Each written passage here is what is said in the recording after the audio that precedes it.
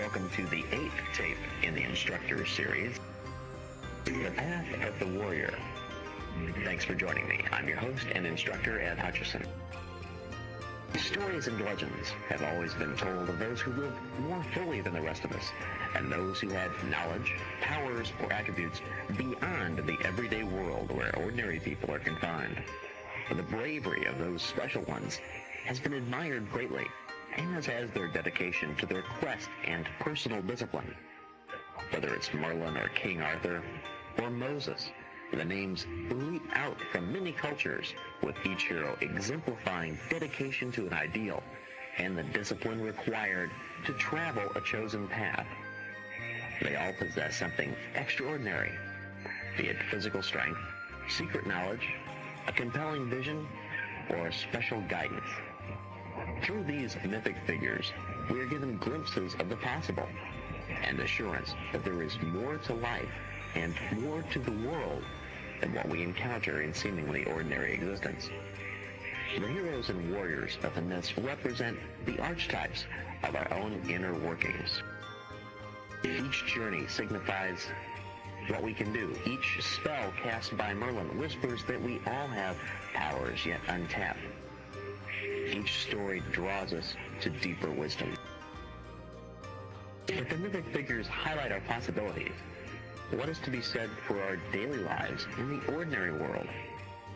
Our Western culture, with its focus on rationality and mechanization, has lost much of the richness of ourselves conveyed in myth. In fact, the word myth is often used to denigrate or trivialize belief, dismissing it as fiction, as a myth to be exploded, showing it to be an unscientific, misleading farce. Dismissing the myth, we resign ourselves to the real world, assigning adventures, along with all they could mean to us personally, to the realm of fantasy.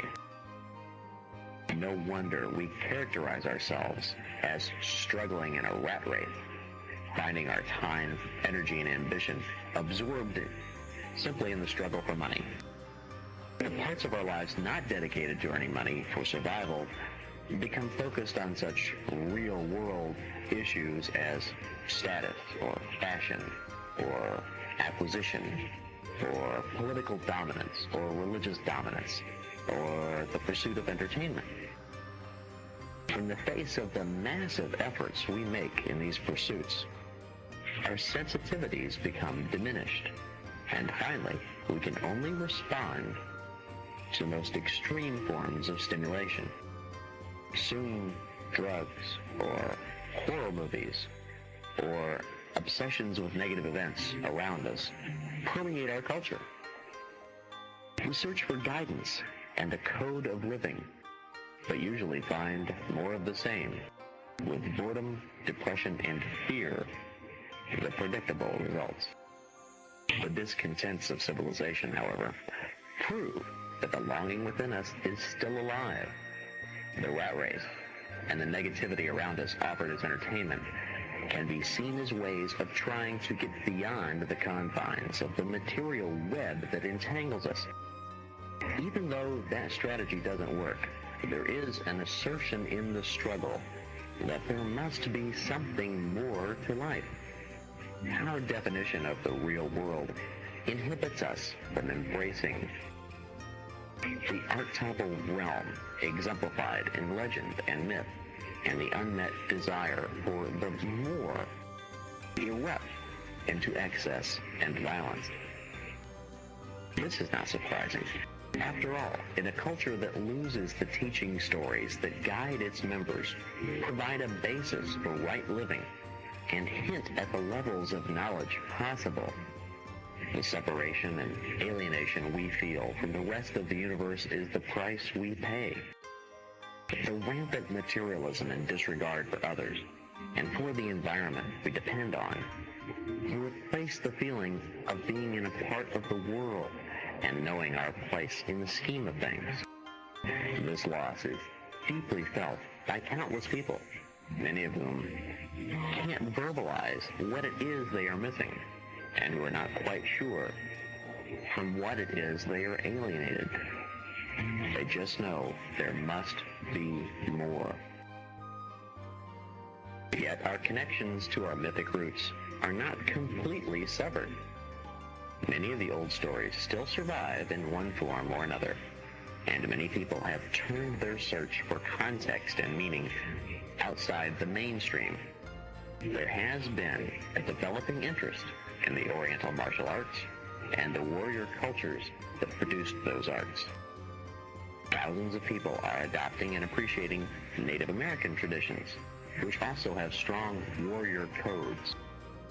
In the midst not only of a longing and disillusionment, but of this widespread search for the truth, a new myth is emerging.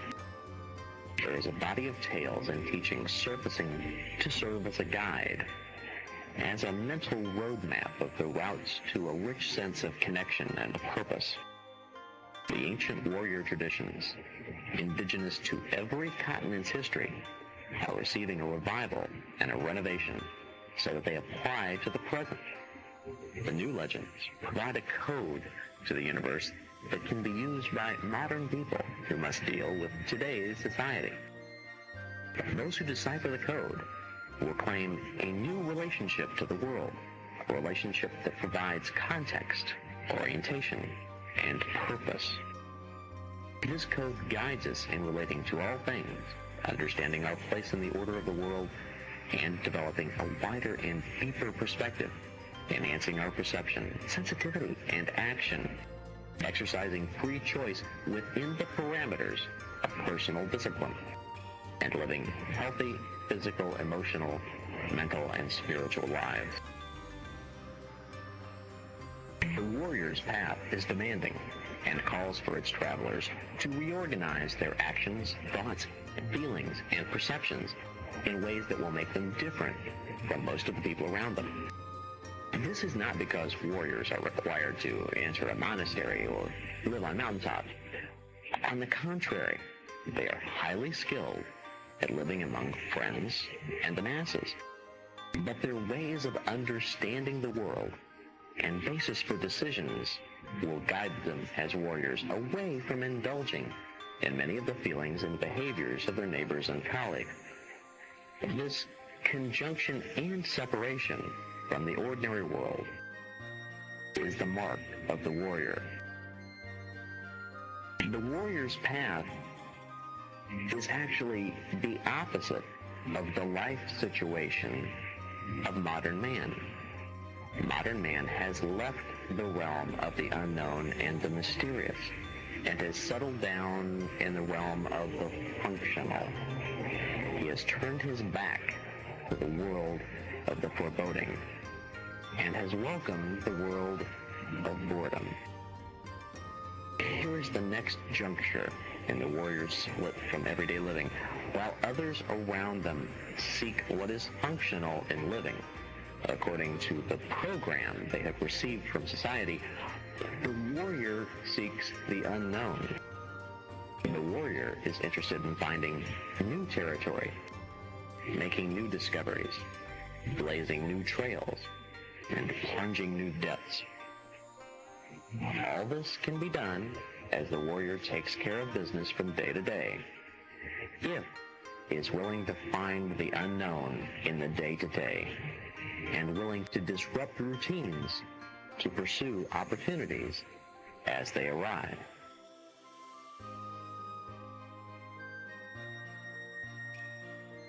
Carlos Castaneda wrote in The Eagle's Gift how Florinda, one of Don Juan's warriors, explained the nature of mystery to him. He described what was simply called the rule, the precepts of which are: everything that surrounds us is an unfathomable mystery. We must try to unravel these mysteries.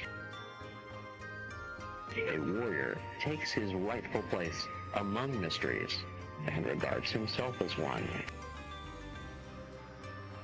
The rule, as described by Florinda, is particularly important in emphasizing that the warrior must remain fluid, because fluidity is greatly enhanced by engaging the world as a mystery.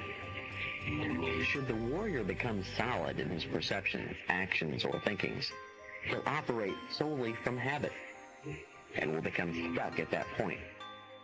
He'll think that he's found the right answer to each question, or that anything outside what he already knows is just nonsense. And this is the path that leads to the end. The person who succumbs to the idea that he has found it all, or has found everything that is worthwhile, no longer has heart. Every action is reduced to ritual or exercise. The path of the warrior is the essence of bringing more, of expanding the joyful life. Losing fluidity means losing effectiveness at improving. Once you believe you've discovered the correct way to do something, your learning is finished. Believing that you have found the correct way, you will not seek further improvement. Using the term warrior to describe someone choosing the path we are discussing confuses some people who are unfamiliar with warrior mythology. They use the term to describe fictional soldiers like Conan or Rambo. In the context of warrior literature, warriors seldom have anything to do with war. Although warriors can be called upon to be soldiers, they are actually seekers of peace. Though warriors aspire to fearlessness, they shun bravado. So if the term warrior does not relate to war, why use it? The application of the term warrior comes from the type of discipline and focusing used by ancient warriors to prepare for battle. To maximize the chances of surviving, the warrior led a disciplined life that gave self-mastery and a way of being in the world that was beyond what ordinary people could manage. It is this tradition of discipline, preparation, and self-mastery that forms the core of the modern warrior myth. The formula for success in battle has been adapted for success in life. The warrior, in his approach to life, is not oriented to conflict, but to struggle. There are many struggles to be engaged in. Most of these struggles are internal, struggles against self-importance, against binding habits, against the state of sleep that most of us take for waking, and as the battleground in our own growth. The new warrior must be prepared for these struggles, and the preparation must be as meticulous as if going to war.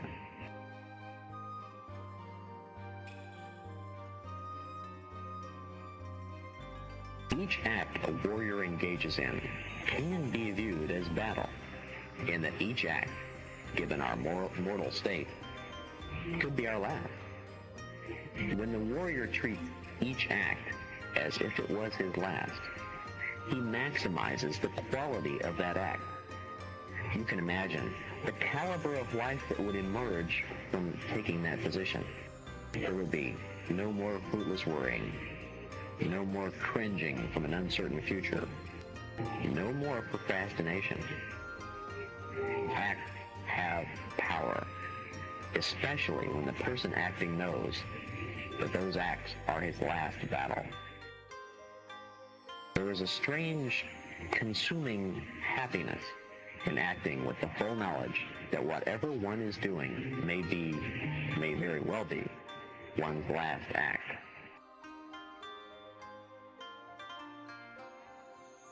There is one other thing that should be said about the warrior's relationship to war. There are times when warriors are called upon to fight. So the objections to war are not based on moral grounds, but emerge from the process of living like warriors. War is based often on self-importance and identification. To an impeccable warrior, fighting over these issues is contrary to the struggle to rid himself of them. Nevertheless, warriors have often defended their families, villages, or countries when attacked.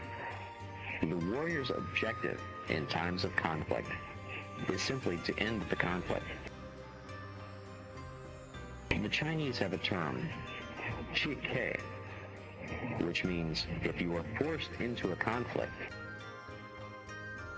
to fight is wrong, and to not fight is wrong. I.e., one must not do anything more or less than is necessary to win the battle and end the hostilities. If telling a joke will end the conflict, the warrior tells a joke. If drawing the sword is necessary, the warrior uses the sword, but only with sufficient power and precision to end the conflict. The word war is part of the word warrior, but the warrior does not seek war and does not seek conflict. His goal is the end of these things, and his conduct is determined with that goal in mind. The warrior walks his path with heart, preparing himself as if each act is his last, knowing that that focus is life itself, not war. Associated with the warrior's relationship to war is his relationship with death. We know the warrior's views that each act is his last, which means he expects death at any time. Rather than becoming immobilized by fear of death, the warrior turns it to his advantage. He learns to use death as an advisor. Carlos Castaneda recounted Don Juan's belief that death is an entity that stays just behind one's left shoulder. Under the right conditions, you can even catch a glimpse. Since death is always there, the warrior turns to death for advice. If unclear about how to act, the warrior asks death. Death will remind the warrior that this act may be his last, and that he should act accordingly. In so acting, the warrior could recall the words, "You can never avoid death, but if you have lived with a sense of reality, with integrity, and with gratitude towards life, then you leave the dignity of your life behind you." Death will advise the warrior to act with impeccability, to do his best, and to follow his path. Being keenly aware of death does not make the warrior morbid, obsessed, or depressed. Instead of becoming preoccupied with death, the warrior regards it with detachment and uses it to his advantage. Death puts the warrior's life and actions into the perspective of a mortal being. The warrior, being aware of his mortality, knows he can waste neither time nor energy. The average person acts as if they are immortal. Being immortal means they have all the time in the world for doubt. They have all the time in the world for bewilderment. They have all the time in the world for fear.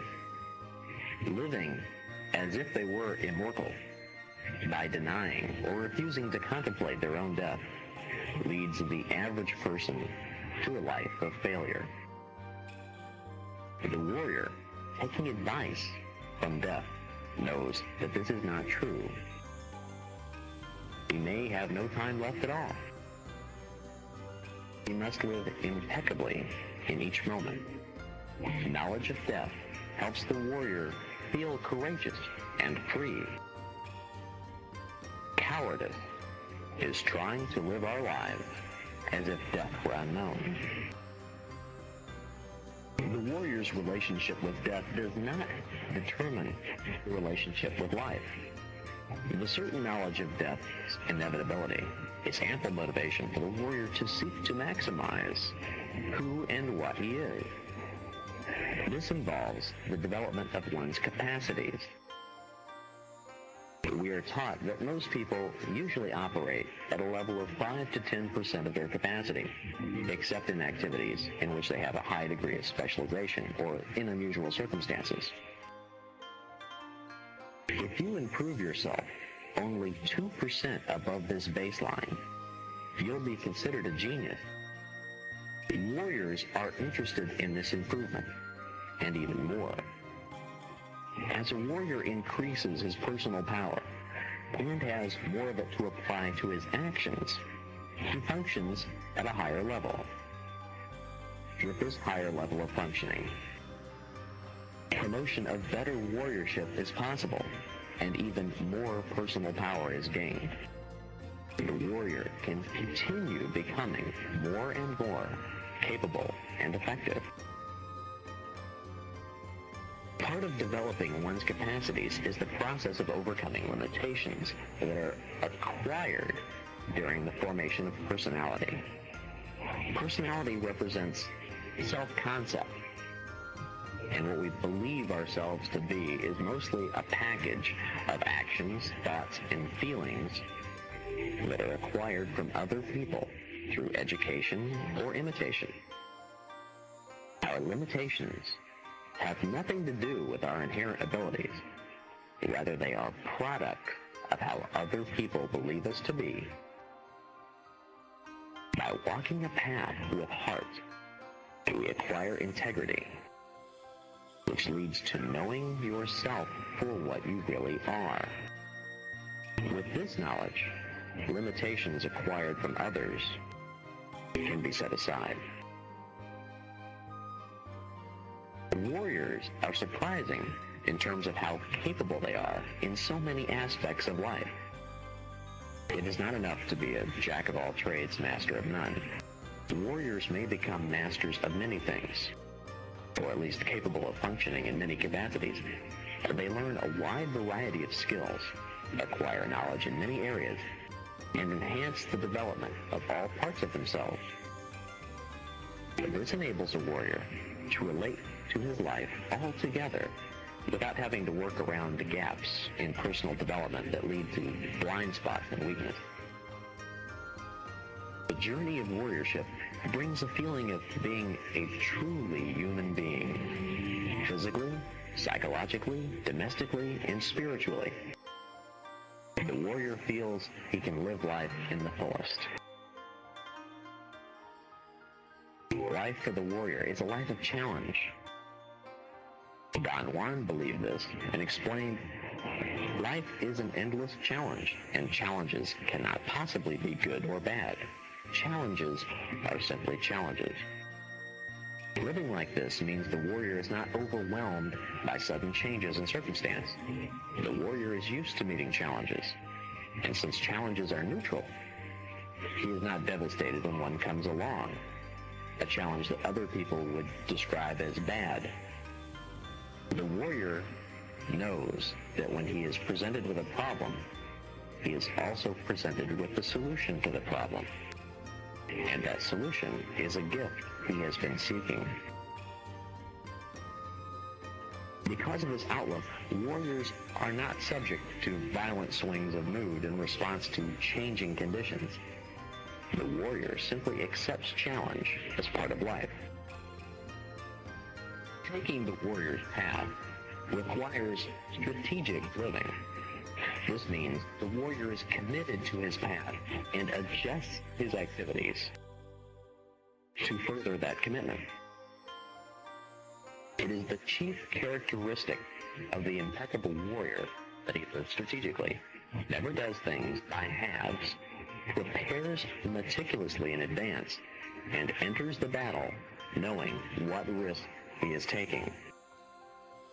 A warrior's strategy is designed to bring commitment into action, develop his being, and enhance his knowledge.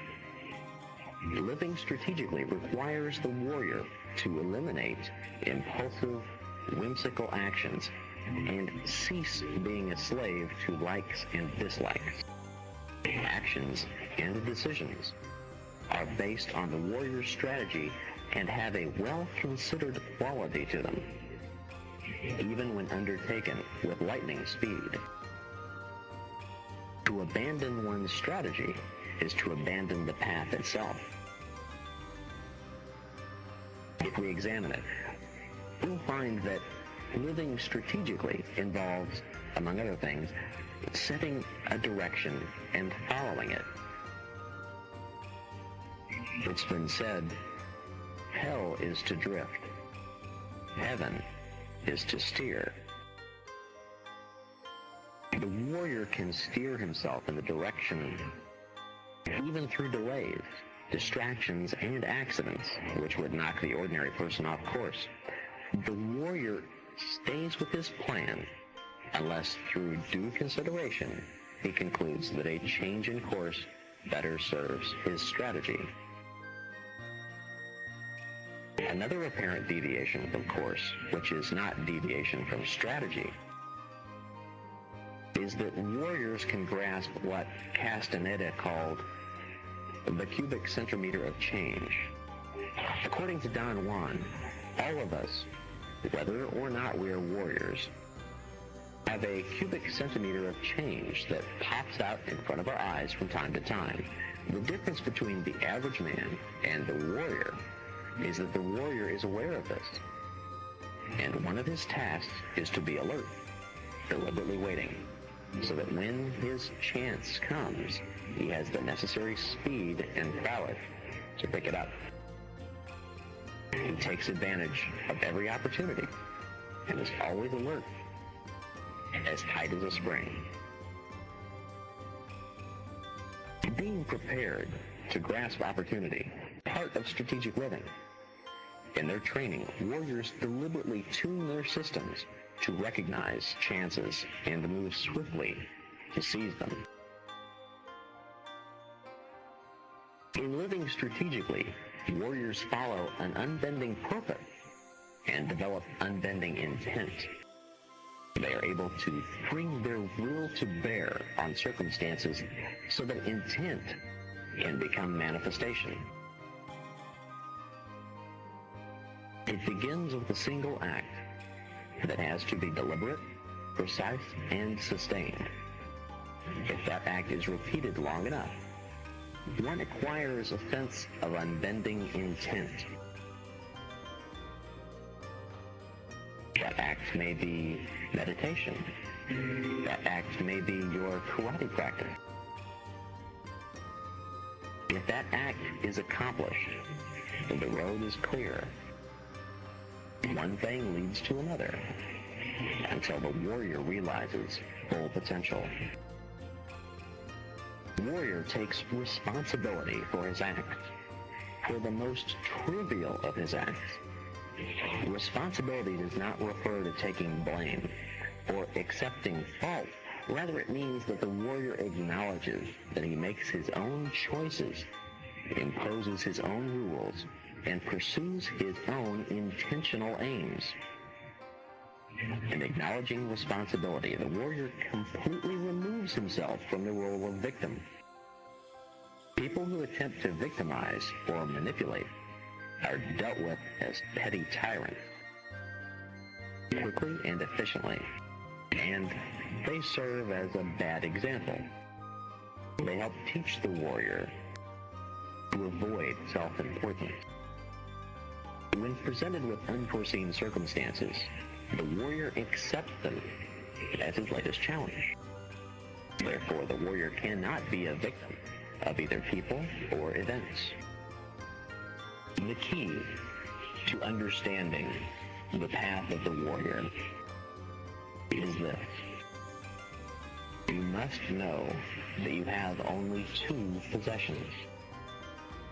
You have your energy, and you have the time between now and the moment of your death to use your energy. It is your energy that enables you to use the time to attain freedom. It is your energy that enables you to travel the path with heart. It is your energy that enables you to develop your being, to improve your knowledge. It is too precious to waste.